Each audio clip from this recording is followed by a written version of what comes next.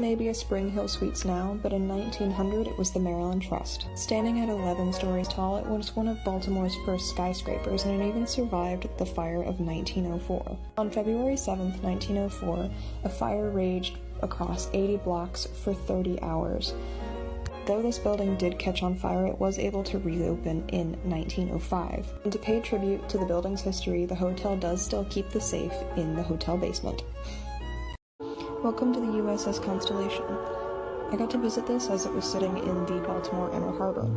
Originally commissioned in 1855, its first duty station was the edge of the Congo River, where it was sent to capture ships that were illegally bringing back slaves. The U.S. government put out a $5 bounty for each slave freed, as well as an extra prize for commandeering a ship, which it commandeered 3. As the Civil War began, its duty station changed to New Hampshire in 1862, and later to the Gulf of Mexico in late 1864 to early 1865. It was decommissioned for 4 years before being repurposed as a practice ship for the Naval Academy from 1869 to 1933.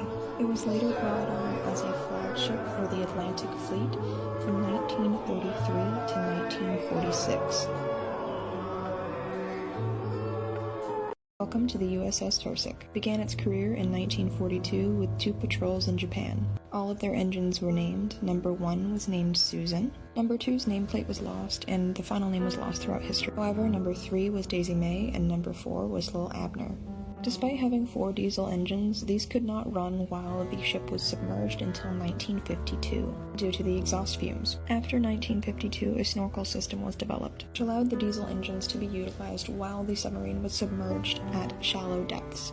Just before World War II, Dr. R.V. Kleinschmidt developed a distillery system that converted saltwater into freshwater for these submarines. One of these machines is still on this submarine. Through the 1950s and 1960s, this submarine was utilized mostly for training, though it did serve 2 tours in the Mediterranean Sea with the Atlantic Fleet, serving as anti-submarine tactics.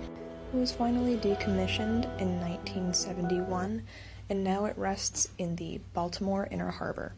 I did make one other video on one of the other ships in the Baltimore Inner Harbor, the USS Constellation. There are 2 other ships that are available for touring. They were not available in August when I was there, but I do suggest going to see it.